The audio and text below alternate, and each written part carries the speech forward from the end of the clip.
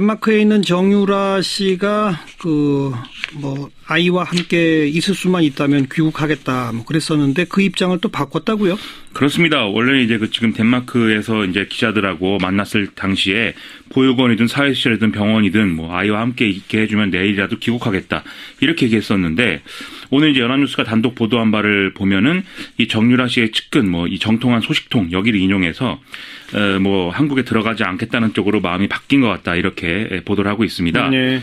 정유라 씨는 전날 덴마크 경찰에 체포된 뒤에 5일 만에 아들과 처음 면회를 했는데 이때 이제 심경이 좀 바뀌었다라는 이제 그런 내용이고요. 아울러 이제 다른 이제 인터넷의 여러 가지 이제 여론들을 보면은 정유라 씨가 뭔가 이 덴마크 구치소에 좀 더 좋은 환경 때문에 그런 마음을 바꾼 거 아니냐 이런 얘기도 나오고 있습니다. 네. 일주일에 한두 번 피자를 시켜 먹을 수가 있고 게임기도 빌릴 수 있다 이런 얘기 같이 나왔었는데 진짜 그런 건지는 본인에게 물어봐야 알겠죠. 이 우려가 되는 것은 정유라 씨가 이렇게 좀 한국에 한국에 들어올 계획이 없다라고 이제 의사를 밝히게 되면은 이 정유라 씨의 송환 절차가 굉장히 복잡하기 때문에 예. 거의 1년 이상이 들어오지 않는 그런 경우까지 이어질 수 있다 이런 관측도 있어서 좀 문제인 것 같습니다. 1년 이상이나요? 지금 기사에는 그렇게 나오는데 그러니까 계속 예. 정유라 씨가 이제 덴마크의 법원에다가 소송을 제기하고 그렇죠. 항소하고 대법원까지 가고 그러면 1년 걸린다는 얘기죠? 그렇습니다. 근데 그 관련해서 아마 법적 절차나 이런 거를 좀 더 세세하게 따져봐야 될 것 같고요. 1년까지는 안 갈 거다라는 얘기도 있어서 그리고 또 특검 기간이 지나더라도 검찰이 이 부분을 또 수사할 수 있는 그런 가능성이 있기 때문에 예. 이건 한번 따져볼 문제인 것 같습니다. 네. 자, 우리 특검이 문학의 블랙리스트 실제로 존재한다. 이걸 공식 확인했네요. 그렇습니다. 이 블랙리스트 문건은 다들 본 적이 없다, 모른다고만 하고 언론을 통해서만 공개되거나 보도되거나 이랬는데 일부 명단이지만 이 문건이 존재하는 것은 맞다. 이 특검이 블랙리스트 일부를 확보해서 수사 중이다라고 오늘 이 특검이 브리핑에서 밝혔습니다. 특검은 그간 블랙리스트에 관한 의혹을 수사하고 있다. 이렇게는 밝혔었는데 리스트가 존재한다는 것을 공식 확인한 거는 이제 오늘이 처음인 거죠. 예. 이에 따라서 최종 파안이 어떤 건지 또 이 리스트가 어떻게 만들어지고 관리가 됐는지 이에 따라 실질적으로 어떤 조치가 행해졌던 건지 이거에 대해서 계속 수사 중이다. 이렇게 설명하고 있고요. 예. 결국 누가 이걸 지시했고 누구에게 최종적인 책임이 있느냐 이걸 규명하는 게 핵심이겠죠. 특검은 이와 관련해서 김영한 전 청와대 민정수석 유족이 협조를 받아서 이 고인의 비망록 원본을 확보해서 수사 자료로 분석 중이다. 이렇게 밝히고 있습니다. 예. 그간 이제 블랙리스트 사본을 확보해 검토를 했고 이를 증거로 사용하기 위해서는 이 김영한 민정수석의 이제 원본 비망록이 있어야 되는 상황이었는데 그렇죠. 이거는 적법한 절차에 의해서 입수했다. 이렇게 설명하고 있네요. 또 특검은 최경희 전 이화여대 총장 국회 고발해달라, 위증죄로 고발해달라 이렇게 요청했죠. 그렇습니다. 이 정유라 씨의 입시 그리고 학사농단 이런 의혹과 관련해서 최경희 전 이화여대 총장, 김경숙 전 신산업융합대학장, 남궁곤 전 입학처장 이렇게 3명을 위증 혐의로 고발해달라 이렇게 요청했습니다. 예. 이 사람들은 지난달 15일에 국조특위의 4차 청문회 증인으로 출석을 해서 위증을 했다 이런 얘기인데요. 최경희 전 총장의 경우에는 최순실 씨를 2차례 정도 잠깐 만난 게 전부라면서 친분이 있다는 의혹은 사실이 아니다 이렇게 부정을 했었죠. 예. 하지만 지난 수사 과정에서 특검은 지난해 최경희 전 총장이 최순실 씨와 수십 차례 통화한 사실을 확인했다. 이게 이제 오늘 언론들에 쭉 보도가 된 바 있고요. 수십 차례나 통화를 그렇죠. 했다? 그렇습니다. 또 김경숙 전 학장의 경우에도 최순실 씨를 만난 적이 없다 이렇게 주장을 해왔는데 류철균 이화여대 융합-콘텐츠학과 교수 이제 필명 이인화를 쓰는 이 사람을 이제 수사를 하던 과정에서 김경숙 전 학장의 부탁으로 최순실 씨를 만났다 이 진술이 나왔거든요. 예. 그러니까 친분이 있다는 의혹을 다시 제기되는 거고 사실이 좀 확인이 어느 정도 된 사실인 거죠. 국조특위는 오는 9일 열리는 7차 청문회에 이 세세대한 고발 방침을 확정해서 고발 절차를 밟는다 이런 이제 계획을 세운 것으로 보도가 되고 있고요. 예. 한편 특검은 또 남궁곤 전 처장에 대해서 구속영장을 법원에 청구한다 이런 방침입니다. 이 남궁곤 교수는 정유라 씨가 이대에 입학하던 2015년 당시에 이 체육특기자 전형의 면접위원들에게 아시안 게임에서 금메달을 딴 학생을 뽑아라 이렇게 지시하는 식으로 정유라 씨의 부정 입학에 개입한 혐의를 받고 있는 상황이죠. 네. 또 뇌물죄 관련 수사가 지금까지는 삼성에 집중됐었는데 다른 기업들도 한다면서요? 그렇습니다. 기자들이 삼성만 수사하는데 다른 기업은 수사 안 하냐 이렇게 물어보니까 현재 정확하게 말은 못하지만 이와 관련해서 의혹이 있는 기업에 대해서는 수사가 진행될 것이다. 이렇게 특검팀이 답변을 했다는 거죠. SK그룹의 뇌물 의혹도 함께 보는가라고 구체적으로 질문을 했는데 그 부분도 수사 대상이다. 이런 답이 돌아왔다고 합니다. 있습니다. 삼성 수뇌부 조사가 이루어지고 수사가 마무리 국면에 접어들면 뇌물 혐의가 제기된 다른 대기업들까지 전선을 확대한다. 이런 방침을 세운 거 아니겠느냐. 예. 이렇게 볼 수 있는 거죠. 예. 우선 이제 그 수사 대상으로 꼽히는 건 롯데그룹하고 SK그룹인데요. 특검팀은 이재용 삼성전자 부회장에 이어서 신동빈 롯데그룹 회장, 최태원 SK그룹 회장 등의 재벌 총수 여러 명을 지금 출국 금지했다. 이런 보도도 같이 나오고 있고요. 예. 특히 이 두 그룹에 관련해서는 검찰 이 특별수사본부도 압수수색을 했었는데 본격적인 수사 단계에 진입을 안 하고 이 사건을 그대로 특검에 인계를 했었거든요. 그렇기 때문에 바로 이제 이 두 그룹에 대해서는 수사가 진행되지 않겠느냐라는 이제 전망입니다. 이 두 기업은 미르 K스포츠재단에 출연금을 낸 거 이외에도 K스포츠재단에 추가 기부를 했고 또 추가 출연 논의를 진행했었다. 이런 공통점을 갖고 있고요. 예. 또 총수의 사면이라든지 또 면세점 인허가라든지 그룹 차원의 민원 사안을 갖고 있는 그런 상황이기도 했다는 것이죠. 이외에 CJ에 대한 수사 가능성도 있지 않겠느냐 이런 얘기 나오는데요. 차은택 씨가 주도한 것으로 보도가 됐던 K컬처밸리 사업 여기에 대규모 투자를 한 배경이 뭐냐 네. 이 부분에 대해서는 수사가 필요하다라는 얘기입니다. 그 이른바 주사 아줌마 실체가 잡혔다고요? 일단 윤곽이 잡혔다라는 얘기 나오고 있는데 이 특검팀은 무면허 의료 행위로 처벌받은 이력이 있는 무면허 의료업자 백모 씨, 70대 백모 씨가 보안 손님으로 청와대를 드나든 주사 아줌마인지 이걸 확인하고 있다. 이렇게 지금 밝히고 있습니다. 예. 이 사람은 돈을 벌기 위해서 이 무면허 상태로 태반 주사, 로열 젤리 뭐 이런 주사를 놓은 혐의로 기소가 된 전력이 있고 그래서 2005년에 징역 1년 6개월에 집행유예 3년, 벌금 200만 원을 선고받은 전력이 있다고 하고요. 이때 이제 그 서울 강남구 논현동 주택가 등에서 이제 2003년부터 2005년 8월까지 시술을 했었는데 이때 한 3천만 원 뭐 이렇게 이득을 챙긴 걸로 그렇게 보도가 되고 있습니다. 예, 예. 이 보도에 대해서 특검 관계자는 뭐 이른바 이 백 선생 이 사람이 수사 대상 중 한 명이다 이렇게 설명을 하고 있고 아시다시피 정유라 씨는 덴마크에서 언론과 접촉했을 당시에 주사 아줌마가 누군지 알 것 같다 이렇게 주장한 바 있지 않습니까? 그렇죠. 이거에 대해서 최순실 씨의 변호인 이경재 변호사도 최순실 씨가 자신이 이른바 이 주사 아줌마 대통령과 연결해줬다 이런 점을 인정했다라고 지금 발언하고 있거든요. 결국 이 사람의 신원이 확인이 되면 청와대의 어떤 그 의료농단, 뭐 비선 진료 이런 부분에 대한 어떤 그 수사도 상당 부분 전진될 그런 가능성이 있는 것입니다. 네. 그리고 헌법재판소는 그 증인으로 채택됐지만 아예 잠적해버린 안봉근 이재만 전 비서관 지금 어디 있는지 소재 파악해달라 경찰 쪽에 요청했죠. 그렇습니다. 이 박근혜 대통령 탄핵 심판 사건 2차 변론기일에 증인으로 안 나왔죠. 그래서 이제 지난 2일에 우편으로 출석 요구서를 보냈는데 문이 잠겨 있고 사람이 없다는 이유로 전달이 되지 않았고요. 헌재 직원이 직접 이 사람들이 이제 주소지로 가서 요구서를 전달하려고도 했는데 뭐 또 사람들이 없고 다른 동거인들도 거주하지 않는 상태여서 전달을 못했다라는 겁니다. 예. 결국 헌재는 어제 재판관 회의를 열고 서울 종로경찰서하고 강남경찰서에 각각 이들의 소재를 찾아달라 이 소재 탐지 촉탁을 하기로 했고 19일 오전 10시에 이 증인들을 재소환하기로 그렇게 결정했다고 합니다. 예. 헌재는 또 증인신문에 마찬가지로 불출석했던 이영선 청와대 행정관 이 사람을 12일 오전 10시에 소환해서 증인신문하기로 지정을 했는데요. 이 12일이 3차 변론기일이거든요. 이날 오후 2시부터는 조항교 세계일보 전 사장, 최현일 세계일보 기자, 이게 그 정윤혜 씨가 등장하는 청와대 문건 유출 사건 이 관련자들이죠. 그렇죠. 또 류인 전 대통령 위기관리 비서관, 이 사람은 세월호 특조위에 비상임위원으로 들어갔던 사람인데 이들이 이제 증인 신문이 진행된다라고 해서 상당히 좀 관심이 모아질 것 같습니다. 그 안봉근 이재만 전 비서관 구속 수사해야 한다. 민주당의 조응천 의원의 주장이네요. 그렇습니다. 청와대에 같이 근무하면서 뭐 이 문고리 3인방들하고 상당히 뭐 대립했고 갈등이 많았다 뭐 이런 얘기가 나왔었는데 예. 아마 그런 연장선상일 수도 있는 것 같습니다. 페이스북에 글을 이렇게 올렸습니다. 안봉근 이재만 전 비서관은 구속된 정호성 전 비서관하고 3단 합체 로봇이나 다름이 없다. 정호성 전 비서관보다 죄가 결코 가볍다고 볼 수 없고 구속수사라는 것은 주거 부정 또 이 주거가 일정치 않다는 얘기죠. 증거인멸의 우려, 도망하거나 도망할 염려가 있는 때 어느 하나의 기준만 충족하면 가능한 것이다. 이렇게 얘기를 하고 있습니다. 예. 즉 헌재가 출석 요구서를 송달하려고 했는데 뭐 어디에 있는지 밝혀진 바가 없고 이미 검찰 수사에서 허위 진술한 것으로 보이기 때문에 구속 수사에 충분한 여건을 갖춘 상황이다. 이렇게 주장하고 있는데요. 또 조응천 의원은 특히 이 사람들이 세월호 7시간에 대해서 뭐 여러 가지 사실들을 알고 있기 때문에 이들을 구속 수사해야 국정농단의 전모를 특검이 밝힐 수가 있다. 이렇게도 주장을 하고 있습니다. 예. 그 가습기 살균제 사건 관련자들에 대한 1심 판결이 나왔죠. 그렇습니다. 가습기 살균제 제조업체 임직원들이 업무상 과실치사상 혐의가 인정이 돼서 1심 유죄 이렇게 선고를 받았는데요. 이게 이제 사회적 문제가 된 지 약 5년 반 만에 법적 책임들이 이제 인정이 된 거죠. 예. 신현우 전 옥시 대표에게 징역 7년을 선고했는데 살균제 안전성 확보를 위해서 충분한 검증을 해보지 않고 제품 라벨에 인체 안전, 아이에게도 안심이란 거짓 표시까지 했다라는 점이 인정이 된 겁니다. 다만 이제 조은리 전 대표의 어떤 주의 의무 위반 혐의에 대해서는 검찰이 제출한 증거가 부실하다라는 이유로 무죄를 선고했고요.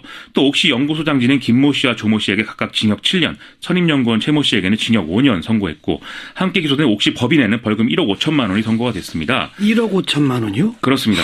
이 벌금이 예. 법인에 대해서 상당한 액수를 지금 선고한 거죠. 아니 1억 5천만 원이 상당한 거예요? 너무 적지 않습니까? 사실 또 법인이기 때문에 그 기준을 갖고 보면 1억 5천만 원 그리고 피해 정도가 지금 비공식 피해자까지 합치면 1,000명이 넘기 때문에 그거에 비하자면 또 별거 아닌 이런 수준이다라고 볼 수가 있습니다. 또 재판부는 옥시 측이 허위 문구를 내세워서 제품을 판매 이득을 챙겼다는 혐의 즉 특경법상 사기는 무죄로 지금 판단하고 있는데 이게 당시에 살균제에 함유된 원료 물질이 유독물로 지정되지 않아서 안전성에 문제가 없다 이렇게 인식했다는 거거든요. 즉 속이려는 의도가 없었기 때문에 사기죄는 아니다 이런 걸로 볼 수가 있겠습니다. 일본 대사 부산 총영사 일시 귀국. 네, 일본 정부가 오늘 취한 조치고요. 그 이유는 부산 영사관 앞에 소녀상 설치 딱 이거 하나입니다. 소녀상 설치가 그 정도로 강경 대응의 이유가 된다는 것은 이 이른바 12.28 합의에 이 소녀상 문제가 분명히 있었던 것 아니냐 이런 의심이 들 수밖에 없는데요. 더불어민주당 홍익표 의원 연결하죠. 홍 의원 나와 계시죠? 네, 안녕하세요. 홍익표입니다. 반갑습니다. 외교관계에서 대사하고 영사를 일시 귀국하는 이런 거는 초강경 아닌가요? 그렇습니다. 원래 통상적으로 대사 소환이 가장 강경한 조치 중에 하나인데 네. 해당 지역의 총영사까지 같이 소환한 거기 때문에 일본 정부로서는 아주 최고의 높은 카드를 꺼내들었다 이렇게 볼 수 있겠습니다. 근데 외교적 관례로 봐서는 자기들도 뭔가 근거가 있어야 이런 초강경 조치를 하잖아요. 어떤 근거로 이렇게 한다고 보세요? 지금 일본 정부가 내거는 이유는 크게 두 가지인데요. 하나는 이제 비엔나 협약 관련된 내용입니다. 비엔나 협약과 관련돼서 외국 공간에 안녕을 교란하거나 품위를 손상하는 것을 방지하기 위한 적절한 조치를 취해야 한다. 그래서 이 비엔나 협약을 우리가 위반했다는 거고요. 예. 두 번째는 이미 아까 정관용 선생님이 말씀하신 것처럼 지난 2015년 12월 28일 합의에 불가역적으로 이 소녀상 문제와 관련돼서 일정한 양국 간에 뭔가 합의가 있었지 않았나 하는 거죠. 그래서 그 부분이 우리가 그 합의를 위반하고 역행했다. 이 두 가지를 지적하고 있는 것 같습니다. 비엔나 협약, 즉 외국 공간의 품위를 손상하는 일에 대해서는 해당 정부가 적절한 조치를 취할 의무가 있다. 예. 이거는 뭐 말할 수 있을 것 같아요. 근데 네, 요걸 어겼다고 해서 대사까지 소환합니까? 그러니까 이거는 이제 비엔나 협약은 이번뿐만 아니라 지금 일본 대사관 앞에 있는 소녀상 갖고도 지속적으로 일본 정부가 문제 삼고 말하고 있는 있는 거죠. 예. 근데 아시다시피 이 소녀상이 일본 그 대사관의 공간의 안정을 위협하지도 않고요. 없는 사실, 그러니까 허위 사실을 우리가 만들어서 일본 정부의 품위를 손상하는 것도 아니기 때문에 비엔나 협약을 갖고 시비는 걸 수 있지만 대사를 소환하거나 초영사를 소환하는 것은 무리하다는 것이 일반적인 중론입니다. 반면에 이제 12월 28일 합의와 관련돼서 지금까지도 이제 자세한 내용이 공개는 안 되는데 우리 정부의 태도나 지금 임성남 외교부 차관이 한미일 워싱턴에서 차관 협의를 하고 있는데 일본 정부의 뜻을 받아서 우리 정부에 전달하겠다 이런 얘기를 하는 걸 봐서는 우리가 많이 거론했지만 계속 우리 정부가 부인했죠. 이 12월 28일 합의에 소녀상 문제에 대해서 거론한 바도 없다. 그렇죠. 약속한 것도 없다 그랬음에도 불구하고 일본 정부의 태도를 보면 우리 정부가 뭔가 이 언지를 또는 구두 약속을 한 것이 아닌가라는 우리가 의구심을 지울 수가 없습니다. 마침 오늘 법원에서 한일 위안부 협상 문서를 공개하라 이런 판결이 내려지지 않았습니까? 민변의 그 정보 공개 청구가 받아들여진 셈인데, 네네. 아직 공식 문서식으로 정부가 공개를 안 했고 이제 앞으로 공개가 되겠습니다만 이 합의 때부터 이미 알려진 이런 문구가 있습니다. 한국 정부는 일본 정부가 주한 일본 대사관 앞에 소녀상에 대해 공간의 안녕 위험의 유지라는 관점에서 우려하고 있는 점을 인식하고 가능한 대응 방향에 대해 관련 단체와의 협의를 통해 적절히 해결되도록 노력함 이런 문구를 넣었다라고 지금 보도가 된 거 있잖아요. 이게 윤병세 장관이 한 얘기입니다. 당시에요. 네. 그래서 지금 아까 정관용 선생님 말씀하신 대로 오늘 행정법원의 판결이 예. 일부 원고 승소가 났는데요.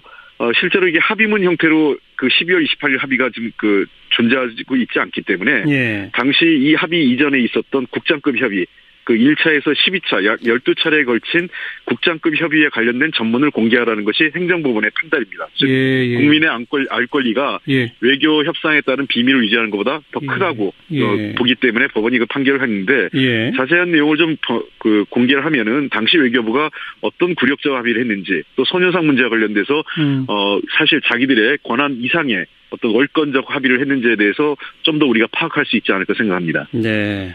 국장급 협의에서는 이 문제가 분명히 거론됐을 거라고 보시는 거죠?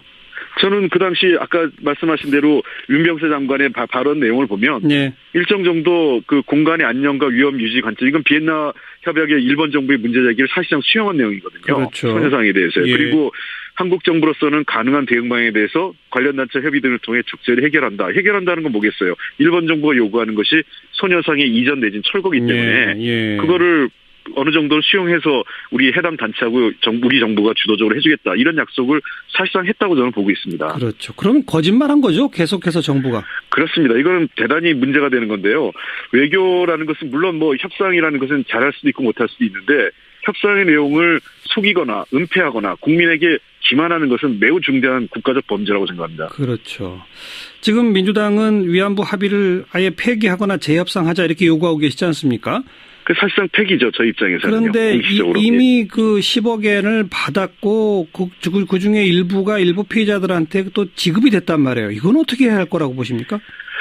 이 참 답답한데요. 그러니까 이 돈 10억엔 사실 우리 정부가 우리 국가 재정으로 해도 되고 아니면 성금을 모아도 되는 건데 그거 불필요하게 했는데 우선은 현재로서는 그 12월 28일 합의에 대해서 일본 정부도 지키고 있지 않는 부분이 있기 때문에 저희는 이 돈에 대해서는 일본 정부도 꼭 그 12월 28일 합의와 연관돼 있지만은 어떤 합의 이행의 전제 조건 아니라고 얘기를 했습니다. 다만 우리 입장에서는 불필요하게 10억엔을 우리가 받을 이유가 없기 때문에 그건 되돌려줘야 된다고 생각을 하고요. 그다음에 두 번째 그 치유재단 있지 않습니까? 이거는 전혀 그 해당 위안부 할머니들께서도 인정하지도 않고 수용할 마음이 좀 더 없습니다. 그런 이 치유재단은 바로 해체해야 한다고 생각합니다. 일부 그 피해 보신 분들과 가족분들은 치유재단을 통해서 돈을 수령했단 말이에요. 이건요. 네. 그거는 저희가 그때 우리 당에서도 얘기가 나왔지만 필요하면은 국가 재정이든 아니면 우리가 그 국민적 성금을 통해서 그건 충분히 해결할 수 있다고 생각하고 돈 몇 푼의 국가적 자존심이나 그리고 그분들을 정말 이 일본군 위안부의 국가의 잘못으로 인해서 당시 나라를 빼앗긴 으로 생긴 그 서름을 돈 몇 푼으로 이렇게 소에서 땜빵하듯이 그렇게 문제 해결한다는 건 있을 수 없다고. 알겠습니다. 그 법원 판결 나면은 문서는 바로 공개됩니까? 아니면 시간이 좀 걸립니까? 아마 정부가 이게 수용하지 않고 아마 또 항소하지 않을까 싶은데요. 주장을 해왔는데 류철균 이화여대 융합 콘텐츠학과 교수 이제 필명 이인화를 쓰는 이 사람을 이제 수사를 하던 과정에서 김경숙 전 학장의 부탁으로 최순실 씨를 만났다 이 진술이 나왔거든요. 그러니까 친분이 있다는 의혹을 다시 제기되는 거고 이 사실이 좀 확인이 어느 정도 된 사실인 거죠. 국조특위는 오는 9일 열리는 7차 청문회에 이 셋에 대한 고발 방침을 확정해서 고발 절차를 밟는다 이런 이제 계획을 세운 것으로 보도가 되고 있고요. 한편 특검은 또 남궁건 전 처장에 대해서 구속영장을 법원에 청구한다 이런 방침입니다. 이 남궁건 교수는 정유라 씨가 이대에 입학하던 2015년 당시에 이 체육특기자 전형의 면접위원들에게 아시안게임에서 금메달을 딴 학생을 뽑아라 이렇게 지시하는 식으로 정유라 씨의 부정 입학에 개입한 혐의를 받고 있는 상황이죠. 네. 또 뇌물죄 관련 수사가 지금까지는 삼성에 집중됐었는데 다른 기업들도 한다면서요? 그렇습니다. 기자들이 삼성만 수사하는데 다른 기업은 수사 안 하냐 이렇게 물어보니까 현재 본 적이 없다 모른다고만 하고 언론을 통해서만 공개되거나 보도되거나 이랬는데 일부 명단이지만 이 문건이 존재하는 것은 맞다. 이 특검이 블랙리스트 일부를 확보해서 수사 중이다라고 오늘 이 특검이 브리핑에서 밝혔습니다. 특검은 그간 블랙리스트에 관한 의혹을 수사하고 있다. 이렇게는 밝혔었는데 리스트가 존재한다는 것을 공식 확인한 거는 이제 오늘이 처음인 거죠. 이에 따라서 최종 파안이 어떤 건지 또 이 리스트가 어떻게 만들어지고 관리가 됐는지 이에 따라 실질적으로 어떤 조치가 행해졌던 건지 이거에 대해서 계속 수사 중이다. 이렇게 설명하고 있고요. 결국 누가 이걸 지시했고 누구에게 최종적인 책임이 있느냐 이걸 규명하는 게 핵심이겠죠. 알겠죠.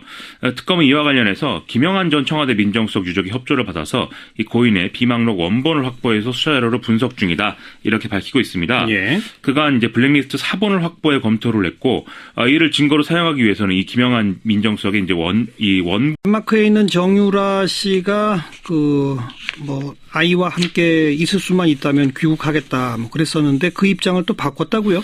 그렇습니다. 원래 이제 지금 덴마크에서 이제 기자들하고 만났을 당시에 보육원이든 사회시설이든 병원이든 아이와 함께 있게 해주면 내일이라도 귀국하겠다 이렇게 얘기했었는데 오늘 이제 연합뉴스가 단독 보도한 바를 보면은 이 정유라 씨의 측근 이 정통한 소식통 여기를 인용해서 한국에 들어가지 않겠다는 쪽으로 마음이 바뀐 것 같다 이렇게 보도를 하고 있습니다. 네.